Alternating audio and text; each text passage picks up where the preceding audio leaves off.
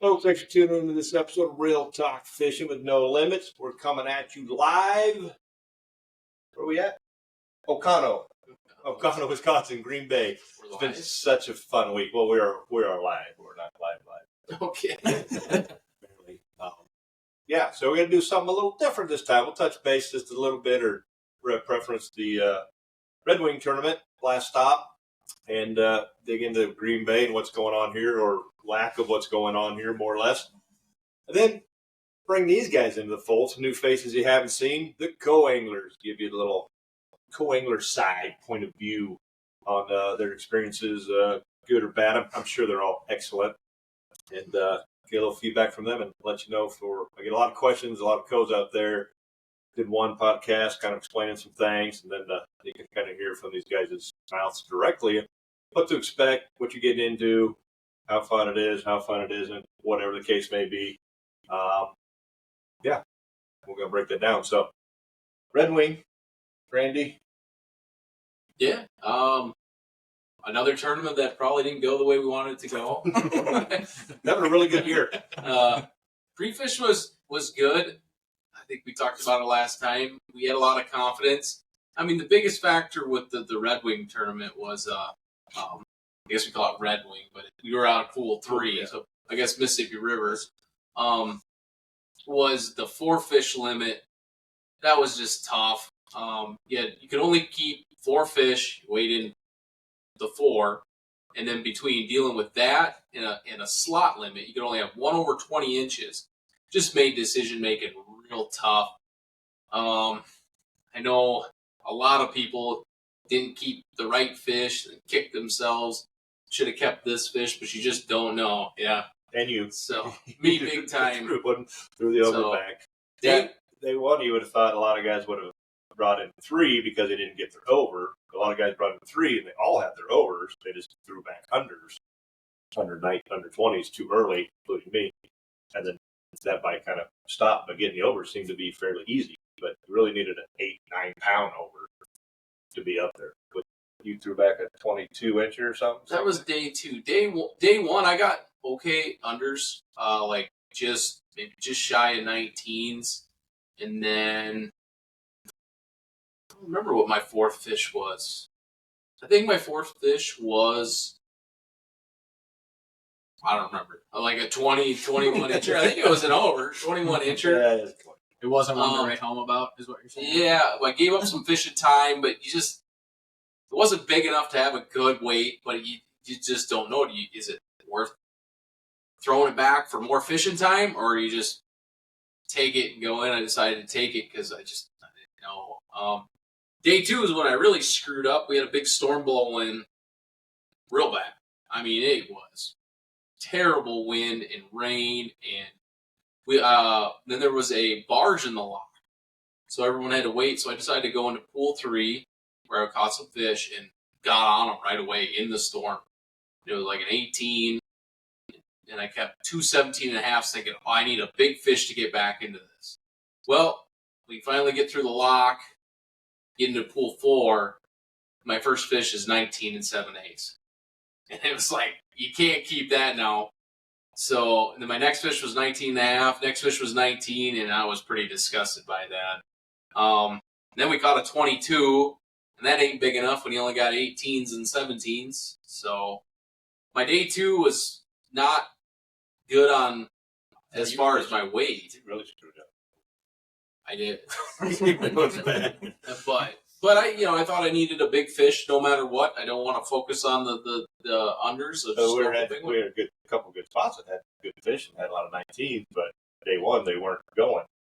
I noticed the rollers weren't down when we got to the lock, and then that made that point dirty, and it must have opened up later today. They cleaned up going back in the afternoon. Pops 27-inch going. So my day 2 did not really represent how well I was on them. I caught more 19s. I ended up keeping a 19 at the end of the day because I didn't have much time left. So yeah, it was tough. I didn't get any 19s there, but I got a 24 and 17 left. So I got 2 18.5s to go with it. So, but it was all right. Moved up a lot in points. Made some more points. Playing catch up from Erie still.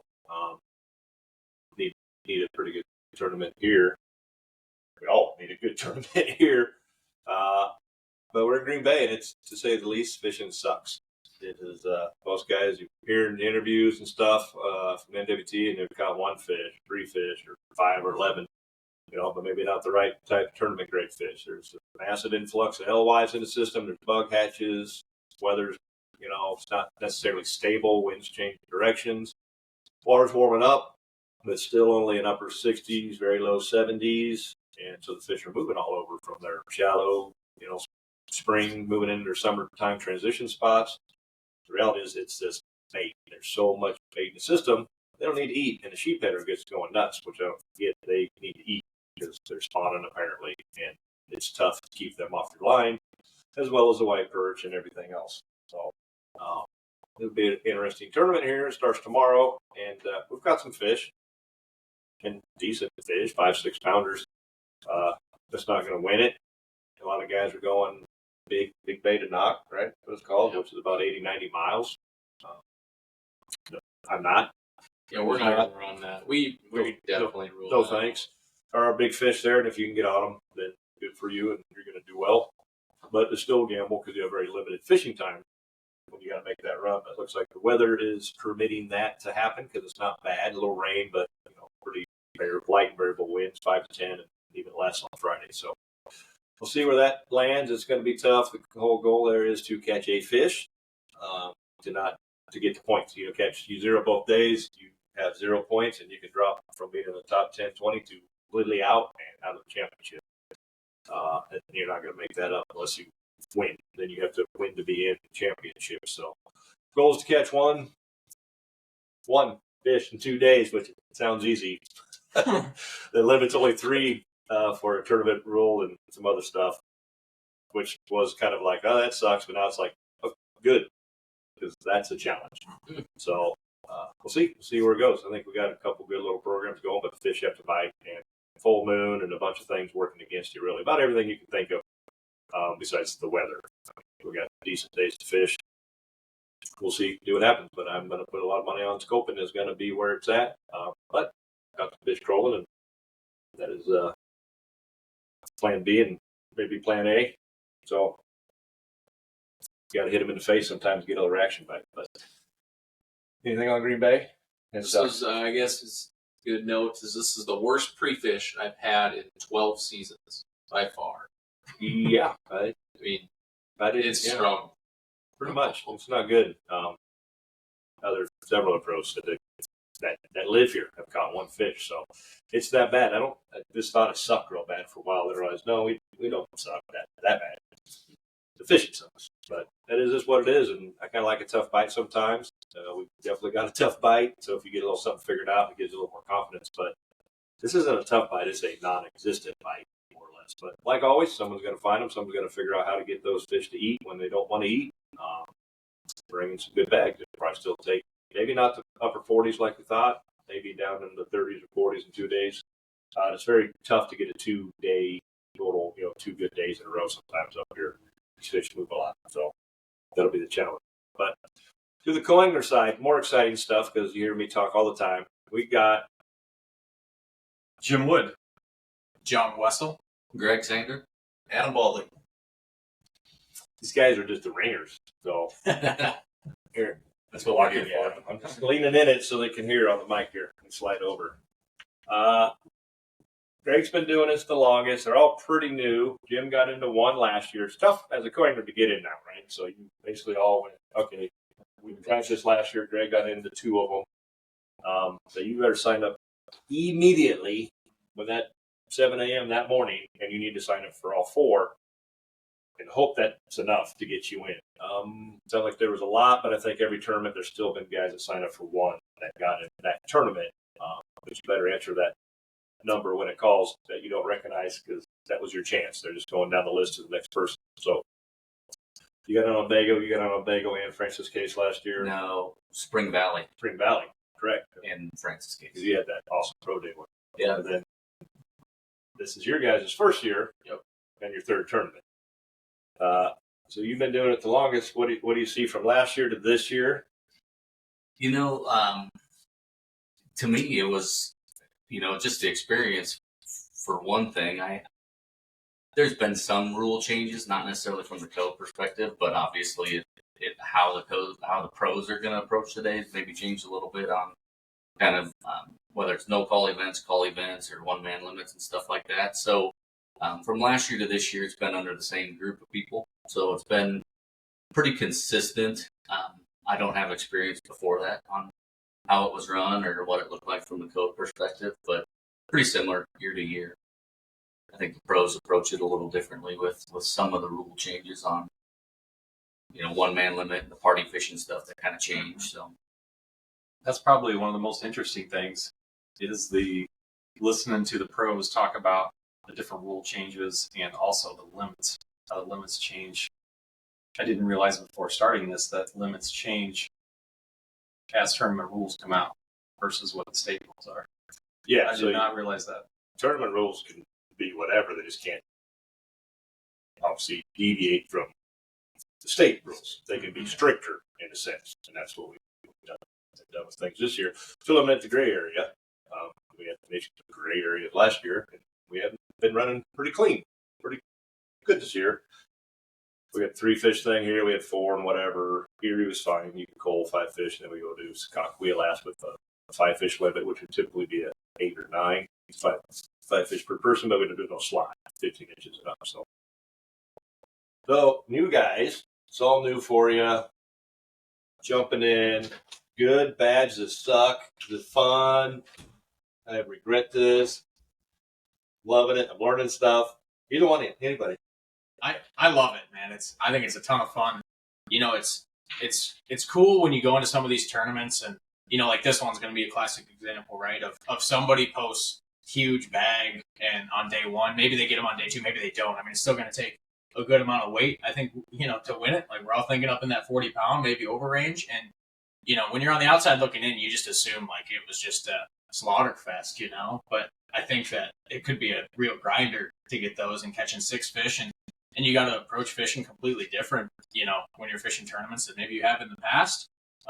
You're not running out just to bend the rod. You're looking for the right fish, and it might be one bite every few hours. But it's been a great learning experience. Erie was fun. That place is a walleye factory. There was walleyes everywhere. I've never seen a graph light up like that, like when you're driving across Erie. Red Wing was really fun. A totally change of pace. It's been fun to pre-fish. And honestly, the biggest learning experience for me is pre-fish with you guys. And then as a co, you then obviously get randomly assigned to 2 different pros during the tournament. So you really get the chance to see 3 or 4 different programs throughout the week. Maybe more, when Sammy and Ted were here. But it's cool to be able to watch different pros' thought processes and to really learn from that on how they approach each tournament and the specific rules in that tournament and approach each day in those tournaments. We're lack of thought process right now. Yeah, I don't know what to think right I don't know. Yeah. But just for clarification on John's optimism, he's 4th in Angler of the Year points right now. So it's been a pretty good run. It's easy to stay excited, right? What do you think, Adam? Yeah, it's awesome. I was one that when the registration went in, I was a little bit late, so I was right on the cup of if I was really getting in. I committed to Ted that I was going to travel with him, so I'm sitting there like, what do I do now? Do I bail on him? And I'm like, heck with it. I'm going to fish with some of the best people there are out there. He bailed on you, so it's okay. Yeah. Well, We're throwing a Knowing Ted what under I the know bus now. because he's not here. yeah, but it's even with not knowing if I was going to get in, I was still going to travel with you guys just for the week of free fishing and just chill out on tournament days. I sent a couple messages to who's the director? Jeff. And I'm like, I want to be there, so if I don't get in, hopefully have something for me to do because I'm twiddling my thumbs. They'll find something. What do you think your guys' main reason for showing up here is? I mean, for me, it's to gain knowledge, 100% to be a sure. better angler. I mean, there's I'm no better a way. visual learner. See it, do it, and go about it that way, really. Just 100% learn it, get some knowledge, ask questions, get answers, really. I thought it'd be jumping in the boat and they'd have the graph up and be like, all right, look at these contours. I like to look at that. Well, reality is they fish everywhere. I mean, they're like, all right, we're going here, here, here, and they've got their spots. So I just shut up and look, and it's no different than what everybody knows. It's just the techniques and the different things you guys try and do. The details, really, the details are big. Yeah, details make a big difference in things. Efficiency and organization.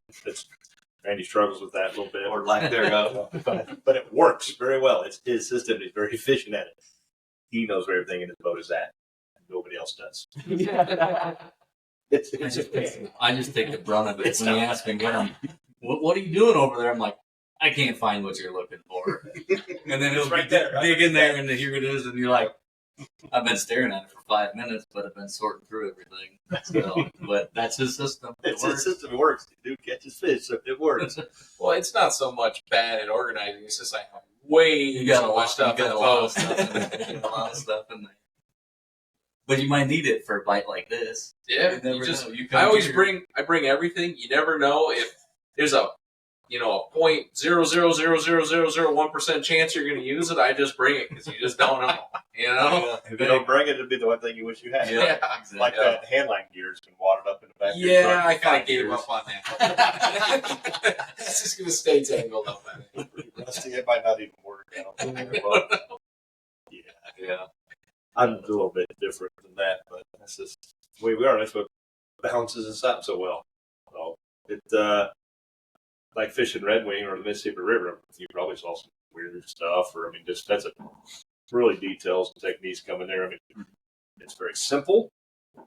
Then yet you can complicate the hell out of it, do really weird stuff. Yeah, but like to that point, I think there were big fish caught and brought in every day, all the way from a foot of water to 30 feet of water, and that's a really unique thing to see that many different programs produce, and to produce that well, and it's a really eye-opening experience, when you haven't run some of these different programs before, and then you hear somebody that's fishing a hole in the river channel and pulls big fish out of there, and then there's other people down on Pepin, pulling big fish out of it. So it's a really unique learning experience for sure.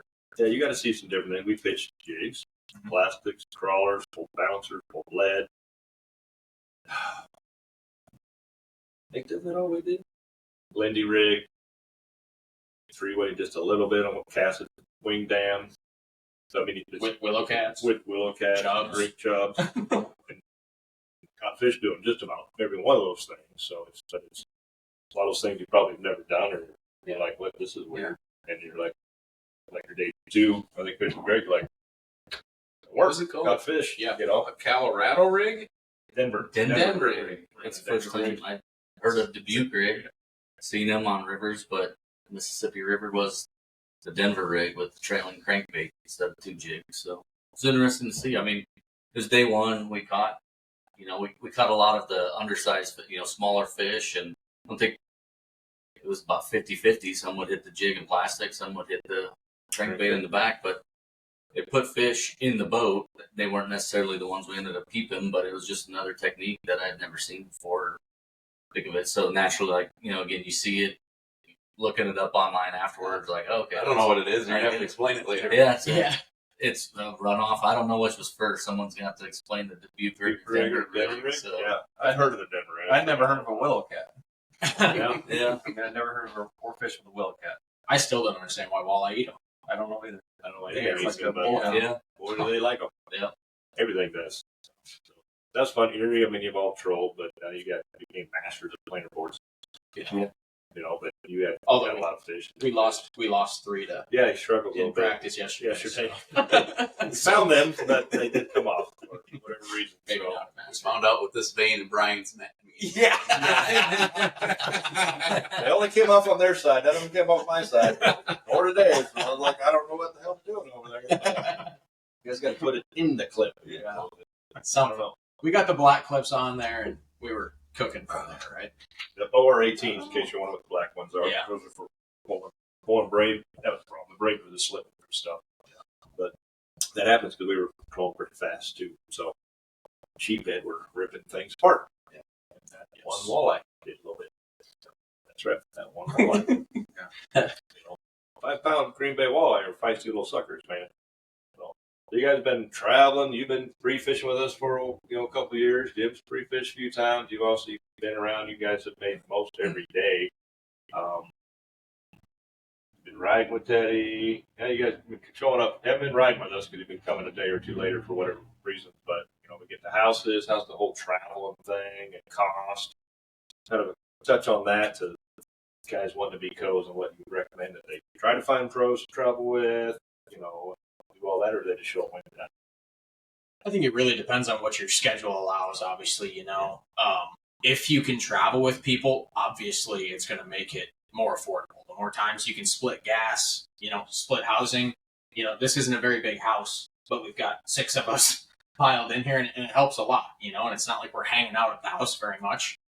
Tonight after the rules meeting is the night that we are at the house the most. Usually we're just sleeping here, and so yeah, that helps a lot. Obviously, Stan helps a lot with lodging and just splitting costs. But obviously, it's not cheap to drive from Sioux Falls to Erie, or frankly to drive anywhere in today's gas price market. And so yeah, just definitely the more time that you can get with other guys or gals for that matter and split costs is a big guys. deal. We don't have any gals. Yeah. I don't think. No, it's okay. Maybe next year. Maybe next year. Damn it, you fishing next year? Nope. Wife's out. No.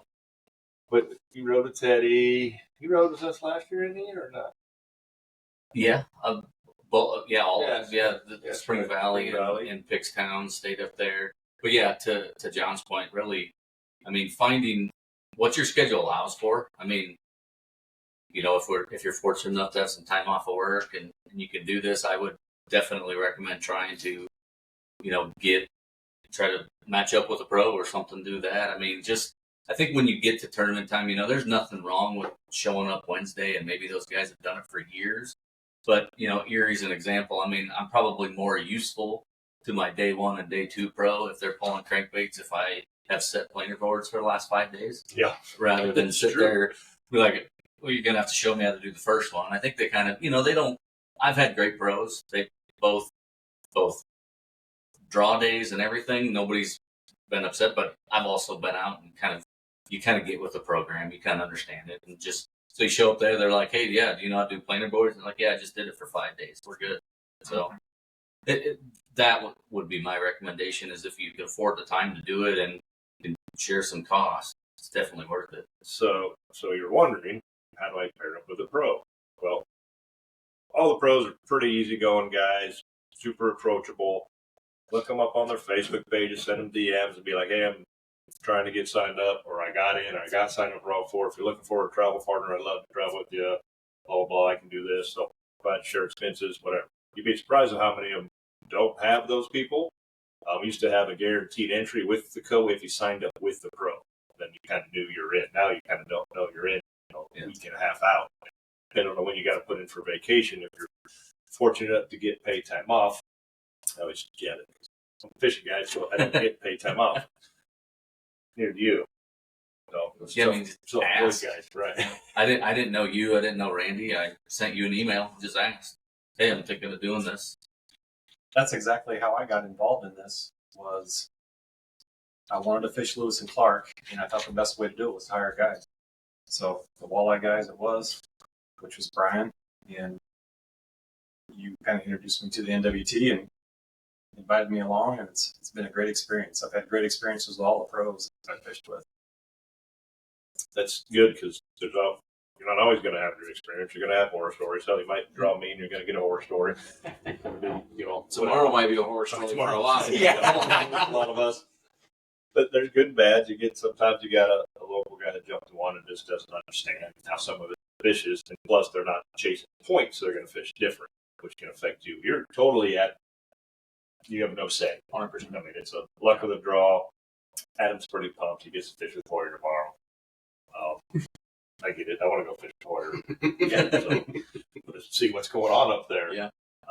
Take good notes, would you? So you're at the mercy, and I never did the coiner side. I imagine there may be pros that you're better at, more experienced and stuff, because this is a kind of a pay-to-play thing. It's not as much as that as it used to be, I don't think. I think you got a lot more pretty hardcore, serious guys now. And I think some of those that were just getting in it because they could afford to do it and just enjoy doing it have kind of left. It's tougher to compete. Forward facing sonar, just the competition level is it's tough. They're good sticks. Okay, you agree? Oh yeah. These guys know what they're doing.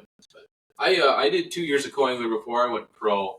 I would definitely recommend definitely go pre-fish. I used to, when I first started as a co, I just showed up for the tournament, and you'd see things and you'd kind of learn, but you didn't quite understand. But when you do a full week of pre-fishing and then you go to somebody else, I mean, that's the ultimate learning experience. So definitely, anybody that wants to learn, you have to get in and pre-fish. I ended up pre-fishing with Rick Olson, and I got set up. I fished the tournaments, and I got matched up with him one day, and he didn't have anybody pre-fishing with him. I said, well, I guess I can. And remember the first time that he needed somebody, he thought he had someone coming maybe, and it was all the way up in Escanaba.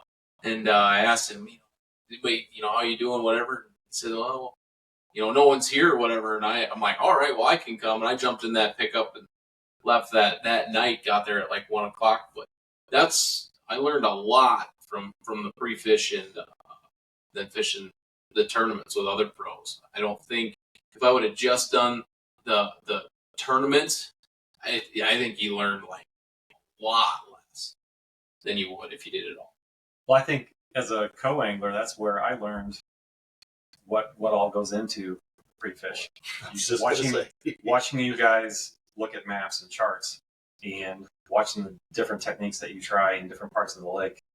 I mean, it's a great experience to be a part of that. You realize that it's not, you just roll out at 9 o'clock and you go out and it's fun fishing and blah, blah, blah, and you're back in for dinner. It's what time you get up this morning? Oh, I was late. You were late. I got in my truck at 5:36. We were waiting at 5:30. Yeah. You were 6 minutes late. Even though I said we're leaving until 6, but I was 6 minutes late. And we got in. Today was the half day, but what time did we get in last night? 9:30. 9:30 was that 9:30? Yeah. So 5:45 a.m.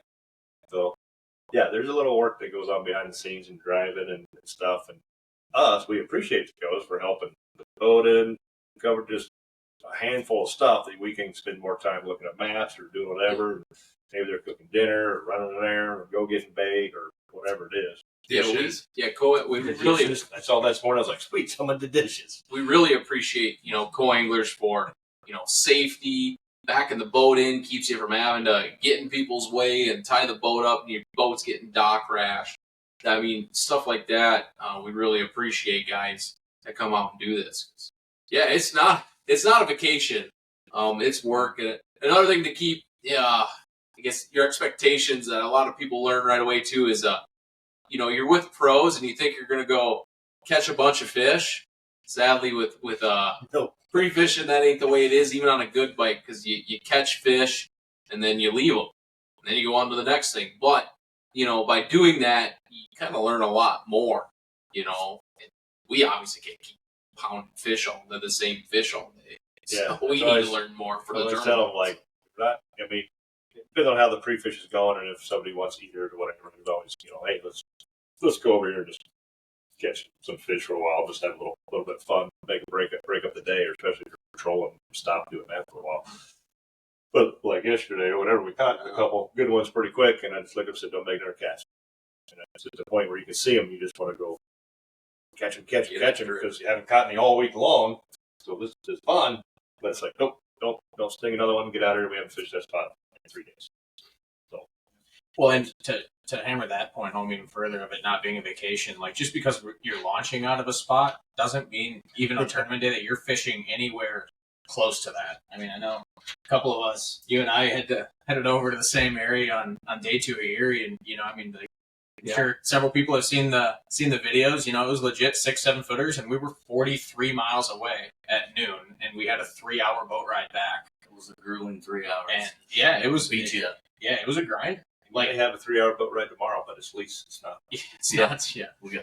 So those are things you got to think about and be prepared for. So if you're physically got issues or back problems. Yeah. If we don't get to control the weather, and most of the time you're going, unless it's, Great Lakes so-called small craft fighting, which we had here a couple of days ago. But that wasn't a tournament day, so that's ultimately up to you, which in our case, we just went sheep farming in the river. First 50 were fun. Yeah. Got a few smallings, but that was it. It was, kind of sitting around the house, but we don't get out in the evening for a couple hours once it laid down. But you don't know. You don't know where you're going. You might, we're in Wisconsin, but right now you maybe need to get a Michigan license. You might be going wherever. Launch here and hang on. Some days you might only get 2 or 3 hours of fishing. Have you had a forward-facing sonar guy where basically you were in the back of the boat doing nothing or doing whatever? Drake herd. With Drake? Minnesota. I haven't. It's been kind of the 2 rods going. Some live bait in Mississippi. Playing, both guys were trolling on Erie. We were doing that in Spring Valley. That was a 3-way kind of lead core bite. We pulled lead day 1 and did very well. Pickstown was a lot of the same thing. It was pulling over the trees. There was times you would pitch around certain spots, but a lot of live bait, rigging, pulling bait. I think one of the cool learning experiences with that is, so I haven't been with anybody that's up on the front specifically using it, casting at fish. We've used it in rigging scenarios on the Mississippi and in trolling scenarios. It's cool to see all of the different ways that forward-facing sonar becomes useful. I know we say it now and everybody assumes, okay, you're sitting up front, you're, jig heads on 4 heads, right? But not necessarily. There's a lot of different ways to use it. I know that deviates from your question a little bit, but it's been a great learning experience to see you can put this to use in a lot of different scenarios to try to catch more fish. Absolutely. Yeah, a lot of the guys, it's nice to have a screen in the back for us to watch and cast at fish, and it's just helps you learn for sure. Yeah, sometimes I just want to, obviously the forward-facing sonar guys is if you give me a screen, I may not even have to cast. I just want to watch. I want to see what you see and how you're doing it. Just to see that, take a break and watch for a half hour, then you can go back to cast and then they're doing whatever they want. Saturday morning, the answer to that question is always yes. I did it. Or I sat back. Yep. I know it's yes for you. Yeah. For it tomorrow. It's yes, whoever's coming to my boat. Probably Randy's eventually. I don't know if he's got a couple programs. He hasn't decided what he's doing yet. He's gonna sleep on it, but it's eventually going to be yes for if you're doing it. You got this event, next event. We'll see what next year brings as far as if they change rules or do something different with it or not different with it. But I think eventually, if you do it long enough, you're going to be in the back of the boat waiting for them to call for a net or just kind of watch and see what they're doing. But again, like I said, I'm a visual learner. I'm okay with if they tell me to do that, I'm going to go sit there and hopefully they have all their screens are linked up. Just watch it, see how they've perfected it, gotten good at it, and go try it. Yeah, a lot of guys have added the pole at the back. I have one, but I'm not even putting it in tomorrow.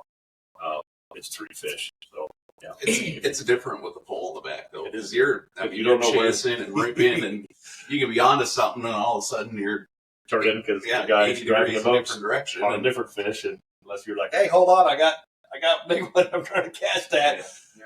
He don't know. His face is down, focused, and but it's still better than throwing blind too. right. It's entertaining, and it makes the day go pretty fast. It's pretty cool. Yeah, I'm committed to firing down on it out here, and it's worked. But it's really tough to cover a lot of water on such a big place without getting cranked down and just start moving. I did that a little bit last couple of days. When it gets real windy, obviously, it's a little more challenging, but you still do it. So, yeah, it's fun. But you did a good little strategy that when I was up front pitching, you just kind of threw the same area I was. Going, well, must be throwing at the fish. There's probably, and there was always several, but work, you got fish. So, guys will not have a problem with you doing it. Some will have a problem. The only problem I've had is when you made the bullet cast. So, a little rusty. Precision. Too much horsepower. Too much horsepower. A lot of whoop. Throw these. What else can we share with these guys out there? You got anything or anything? I don't know. sign up early, sign up often. I think another thing to hit on again is you brought up your if you have back problems and medical issues, this may be for you. That's probably not for you. Yeah, you travel 30, 40 miles on a boat with 4 or 5 foot waves. Yeah, better not have any back issues. Yeah, and there's one speed in tournament fishing. That's right. Yeah. They call that full throttle. Yeah. Or at least as fast as you can possibly go safely without go, yeah. everything falling apart. You got to keep your boat in the water. Sometimes. So 4 or 5 footers, you're not going full throttle. Yeah. 2s, you can get up on top of it and go. And these boats and these guys are good at driving them. Got pretty much the best equipment out there. So hang on, but physically, if you got any elements, it's not for you, because every day isn't like tomorrow, the next day, or like Mississippi was day 1, day 2 was horrible. Windy, rain like crazy, and good rain gear. Tornado sirens going on. Sirens going off. Yeah, so good rain gears. And rain gear is important. All you need to bring with you to the boat is your backpack with your rain gear and a few bottles of water, drinks, and your lunch. I don't eat. Most of the coves may if you're trolling, it's you got time and hands free to do that stuff. But if you're pitching jigs and doing whatever else, you may not. Even as a guide, I tell people bring a big cooler. I'm like, you're not going to touch 90% of what's in there today. So you're going to fish, and you're going to stay busy. Unless they flat out just stop with the road, the rods rips up, and take a break and fish, which is perfectly fine. And as a going, if you need to do that, the road's going to probably be like, then do that. They need you to recharge because we still have half a day. Whatever the case may be. But it's $500 as of this year. That may go up. It's a 2-day guided trip. Well, you show up and get the pros boat. Pretty hard to beat. Yeah. But some days it's not like jumping out on a guided trip and just putzing out 4 miles from the launch or less. And you're not going out there hammering to fish. catch your limit. That's right. You're going out there to catch 3 fish, 5 fish, 7 bites. Not a lot of bites, maybe just 7. I think that's why pre-fishing as a co is so important. Pre-fish is the time to ask why and where and some of that stuff. But, come tournament day, I don't, I'm not going to sit there and ask, well, why are we doing this or why? I mean, they get pretty, it can get pretty intense and competitive. So that's probably not the time to be chatting it up unless you're standing on a troll bite and you're just having conversation. But that's why the pre-fish kind of is a big deal, I think. I appreciate those guys. But tell them that when they get in the boat. It's not a lot of small talk, pretty focused. This is it. Like I said, we can talk before and after, but I mean that's what Hoyer told me tonight when we met up. He's like, "You got my phone. You got my number now." He's like, "I'll give you all the time you need before, after." He's like, "But when we're fishing, we got work to do. Like I need to focus," and which I appreciated. Yeah, this is our We're job. not going to talk much. Yeah, it's go time. It's work down. There's a lot of money invested. And there's a lot of money on the line. That's right. We're here to win theoretically. And when you're not on a good bag, you're here to not lose, get some points, and save a little face and make it to the championship. Where there's no bigger payouts. And just the whole make it to the championship thing is just a good goal to have. Obviously, that's it. Schedule for next year will come out here probably in the next couple months, and everybody wants to get you to look at that and see how that lines out with your work schedules and start to plan for it. And then January, February, I think was when your sign up was this year. February 12th, something like that. Yeah, first month kind of did it. If you're signing up for all 4, 1 week and then the if following you were just going to sign up Wednesday, Tuesdays, you signed up later. But it was like you said, you were on the cusp. You signed up at when they say 9 o'clock, they mean 9 o'clock. Yeah, I know guys that signed up at 2 and they didn't get in. They got into 1 or 2 or whatever the case was. So I imagine that demand will continue, which is good. And then obviously the process is I hope some of these guys learn enough after a few years or whatever it is that they transfer over and then they move up to the pro side. Porter he was your co-angler once, wasn't he? Max was your co-angler once. You were Shakira's co-angler once. So I've been a co-angler. I wish I was, because first year I toured it horrible, so I'd never been to any of those places. So it was just an expensive learning curve. Then the next year was fine. Of course, you didn't go back to the same places. But here again at Green Bay, I still suck at it. So no matter how many times I come, but you're gonna see cool places. new bodies of water and places that you're going to want to go back to and take your friends or your family and be like, my wife just showed up because she's been here for a couple tournaments and just loves Door County. She's staying after I go home for a couple days and going to go glamping and I go over to Egg Harbor. It's just a cool area. She just loves it. Bring home some Door County coffee. So to that point too, I mean, like just accelerating that learning curve. If you're really looking to dive into it and go further, it's really hard to come to some of these places and look at a blank map and think of like, where do I even start?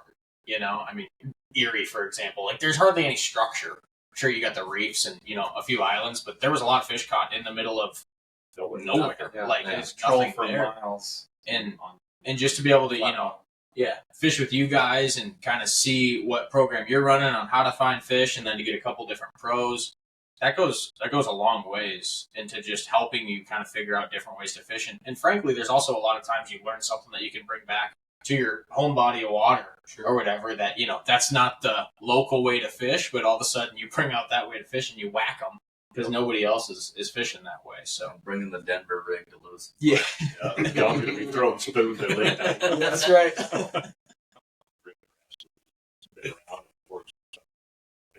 Yeah. What's your best finish so far in one of the tournaments? One day. Winnebago, I catch a check in Winnebago, I was 13. Who are your pros?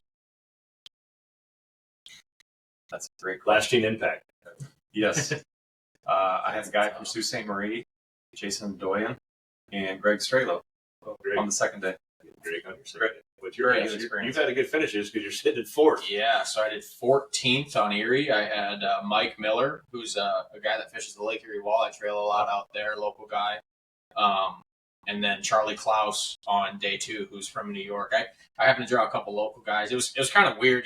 We talked this whole time about being able to see a bunch of different programs and things, and these 2 local guys happened to be going to the same spot that only like 10 people were going to. So I got to make that 43-mile boat ride on both days. Luckily, day 1 was flat calm, and we could let her buck. But it was really interesting. Did you finish there?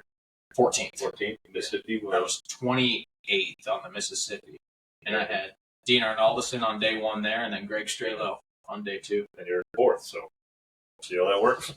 Yeah. And you could get double there.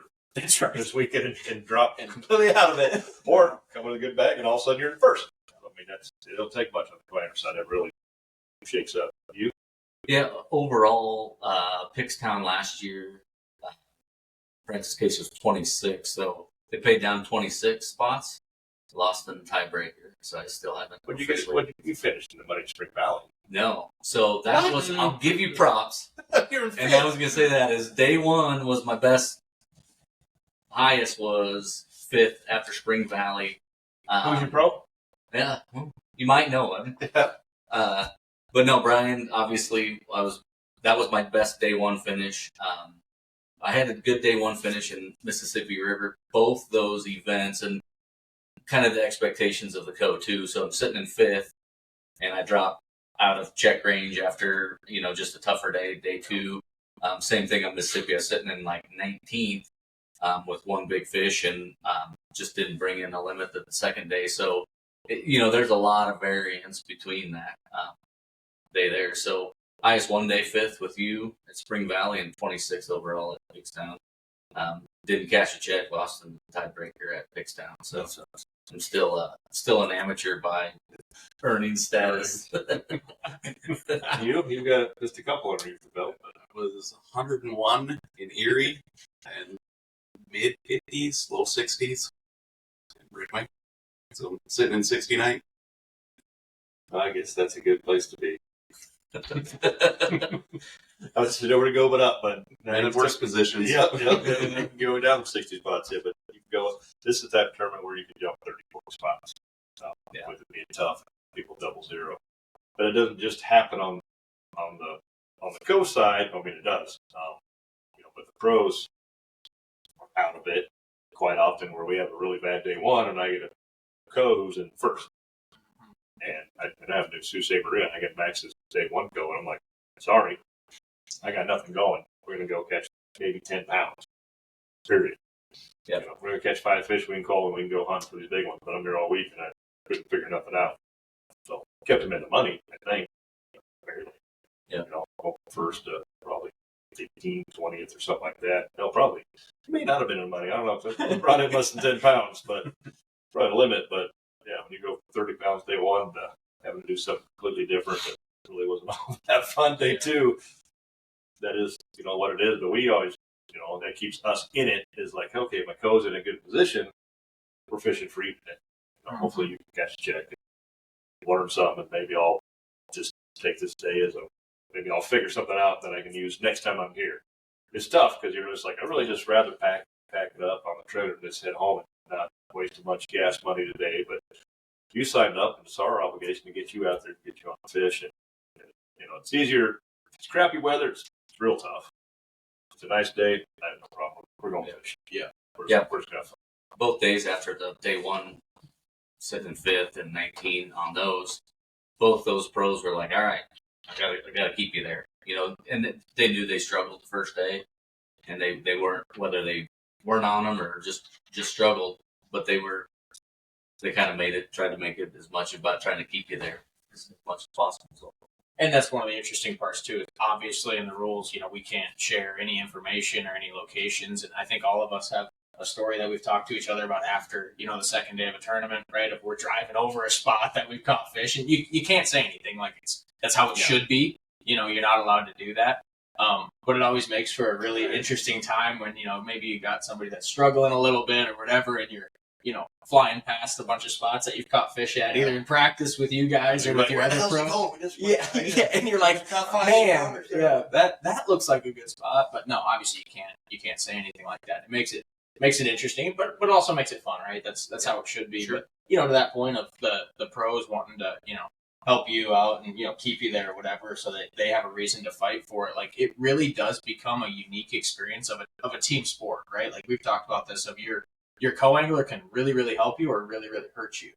And obviously there's a love-hate relationship with that. True. Right? Like, love-hate relationship with that. If you get a good one, it can really be a benefit, and if not, like, it can make it really difficult. So I think, as a advice, like, definitely make sure that you're a serious person and fisherman, and have at least tried to be the best you can, and listen to your pro, like, listen to their tips. If they want something done a certain way, maybe you do something different away back home, but they want it done that way for a reason. Maybe it's something that they found out in practice or whatever, and just really listen to that, making sure to take that to heart and do that the best you can.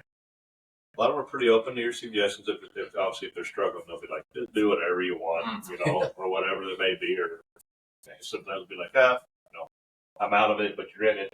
You want to keep this fish or not? You're the one that needs points. Yeah, it's your fault. And like, to me, it don't matter.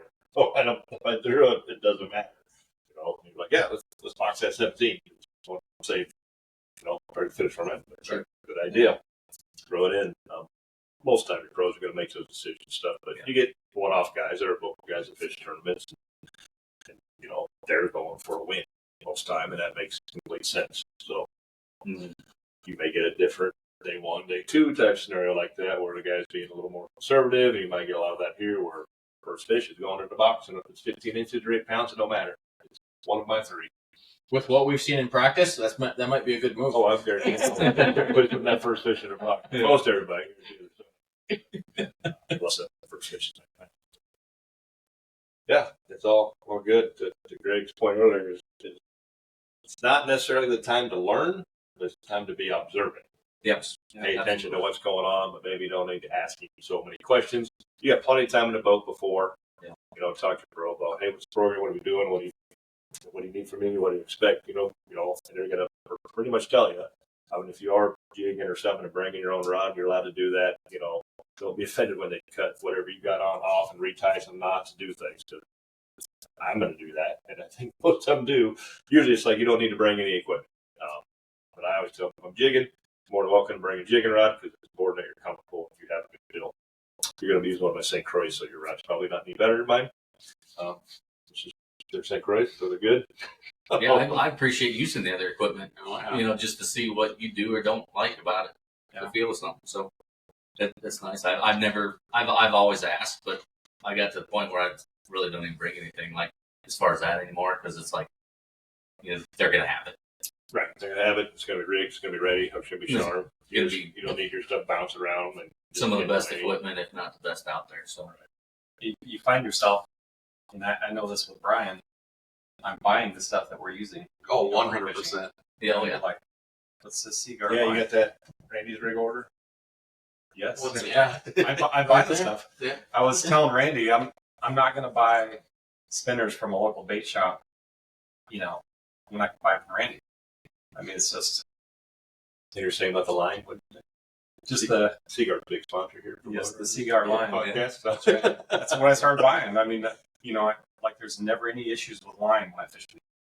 Yeah, I think that's the most natural thing is like you see, you're like, hey, that worked and that worked great, it felt good, and that's what you go out and buy. Yeah, Or the at least reels. Keep it in the back of your mind. You know, for sure. You guys have probably fished with pros, and you're like, this reel is a piece of junk. Like, what is it? And then you fish with others, and they're like, man, this is nice. Gonna have to talk with you about that. Who were you using this week? The old president. Oh, you had one of the old ones. They only got so many sevens. Gives me a $400 rod for Yeah, I only got so many sevens. Soon I'll have them all switched out and back over to these sevens. They're awesome, but yeah, I should at least keep one to play with for a while. It told me that. It's cool. Yeah, it's cool. It's cool. Yeah, that didn't match up with that rod very well. I think my first experience with Brian, he hands me a rod, and I'm eyeballing it because it's like, man, this is a nice rod. First thing he says, that's a $300 rod, don't break it. And then he walks away. Okay. Yeah.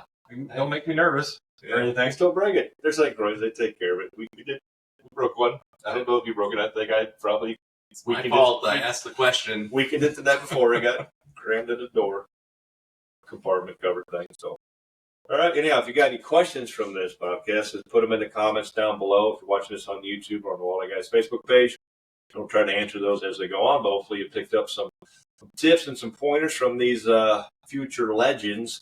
You know, the aspirations to move to the pro side ever. You know, there's a lot of that. And some are, and some aren't. Me, no. I mean, I think I know my place in fishing. It's probably not that level. I love to do it, but That's the first step. Yeah. To know what your place. So Yeah. that's, I don't know what it is. 20% maybe are looking to move up. 25. I think 6 to 8 did last year out of 100. So I bet maybe 5%. We're probably looking to take it to the next level. The ones who are just doing it for a year or two. And I don't say that to discourage anybody. Literally, it's just it's kind of like, no, hey, if I continue to pre-fish, continue to travel the group, I'm very happy doing that and learning and taking that and getting on my own boat and going out and trying to do it better. there's quite a few guys that have been doing it for a long time. Yep. And that's all they do. It's kind of their vacation. Yeah. But they know what they're getting into, and they're friends, you know, or become friends, build relationships. And I'm just like, yeah, can't wait for next year, ready to go. You know? Yeah. It's fun. What are you going to do? You going pro? I'd give it a 10% chance, but the knowledge that you gain just for all the local tournaments, I mean, the Governor's Cup's coming up. I mean, what I'm learning here is going to help a ton. Yeah. It's a never-ending education. Yeah. You know, train. So getting into all these other guys' boats is just Bryce. There's no other really format or place like it. Bass has codes, but they weigh in their own fish. They're in the back of the boat. Bass typically got runs first dibs on everything. It's a little different setup, but still, they're obviously going to learn a lot from that guy. A lot of guys that go out fishing, a lot of times our codes can outfish the pros. You know, the pros are your guy putting on the fish, but maybe you got all the bites, got all the fish. It happens more often. I don't hear about it from the pros a whole lot, but I get to what things to do. I catch all Randy's fish. I've got the first fish this week. You got the first walleye and all. I upped him real quick, but it didn't take long. But he did catch two though. Oh, you got the other one. I was like, Yeah. No, I got one. You I got got another one today. Yeah, you got numbers. Oh, You yeah. got numbers. I don't know how many you lost. Shitty reel. Was not a 7. He did not have the 7. I will say, fishing the NWT, I catch a lot more fish now and a lot better quality. Yeah. Without a doubt. Agree. Just in the 2 years that I've fished, it's just helped me become a better angler. Tournaments in general will make you a better angler because you learn how to just be more efficient, quicker decisions, not a whole lot. Am I going to net it? What am I going to do? You already know what's going to happen when it gets to the boat. You know what's going on. You know how quick to get it back in the water. I'm on constantly like, hey, get in the water. Get in the water. Can't catch fish with your lure laying on the deck. That's right. Yeah. So more time your bait's in the water, more fish you're going to catch. If it's not in the water, hopefully it's because it's got a fish on it. That's right. So, yeah, I think to that too, like with just tournaments, back to your question, like that's something that I do see myself probably trying to do someday is jump into the pro side. Fishing local tournaments back home and stuff is fun, but like competing with all these guys on these bodies of water is a blast, and definitely see myself jumping towards that. But just with tournament fishing, to your point, Jim, of like you have to think different to tournament fish. You can't just go to the nearest rock pile and 12 feet of water back home in South Dakota and pull bouncers and crawlers and catch a bunch of 14 inchers. Like it's quite frankly, well, maybe not in this tournament. If you can get 3 16 inchers, it might matter. But in most places, it's quite frankly irrelevant. Like you got to think different. You got to chase different fish. And you got to always be looking for the ways to catch those fish. Typically, every walleye fisherman can go out and catch a limit of feeders. Would you say? It's like you said. It's catching quality fish. That's the tournament fish are a little different. Yeah, it's the next level. Against the best of the best, like you said. Used to get away with that. Sometimes get a limit, and you might, catch that last check or something. Maybe get a decent one in there. Now you need 5 of the biggest size fish that are swimming in this lake. Someone's going to catch it. That's somebody's going to get it. If you even want to compete, a little limit of 5, 15, 16 inchers, just keeping you in some points, and you're going to finish in the bottom third. That's it. You're not. I think one of the best pro tips I saw was 2 or 3 days ago. Like I try not to ask a lot of questions because you are intense. And you've noticed you started doing something with your rod, so I'm like, what's he doing? Like trying to look around, and he grabbed it, back scratcher. I'm like, genius. Yes, but they're not over stretch back. That's the best way to learn, though, is to be in it, just watch you. Just watch. Like, how fast is he reeling? Yep. How is he really snapping it, or just kind of, Yeah, you want to pick up a cadence, just watch it for a hard, little bit. slow drop. Yeah. Don't worry, I'll tell you. Oh, I know. Yeah. What are you doing? What are you doing? Really fast. Incident. How you tell us, Right? Yeah. There's not a lot of sensitivity. Sensitive thing in my boat. Just how it should be. Yep, this is just as it should be. Very intense. That's why you aspire on the pro level side to being a college athlete. The competitiveness is what drives. And most all these guys have a lot of that, whether it's business owners, competitive, or just old athletes. Yeah. This is what our bodies allow us to do nowadays versus football or baseball or whatever it was. Wrestle, like Randy over here, it's coaching and competitive fishing. So. All right, it's time to wrap this up. We're losing all the light. We got a bunch of looks like pretty dark shadowed face in here. Do a little editing and hopefully get the volume cranked up. But that's it. Like I said, pop any questions for any other co-request out there, and we'll try to answer them down the road. And that's a wrap for Green Bay. We're going to get some rest and try to go catch 8 fish over the next 2 days. Hopefully 6 of them. We're going to start with 1. The first is the hardest. May be the loneliest number. I don't know, but we'll see. We're gonna give her hell. We'll put a lot of work in, so I think we deserve 6. At least 1. Just 1. So I know it's be over. Tournament will be over when it airs, but just pray. Not fish. That's it. So stay tuned for the next one coming up. I haven't got that one scheduled, so I'll be surprised who's going to be on. It might be Chase Parsons, might be Gary Parsons.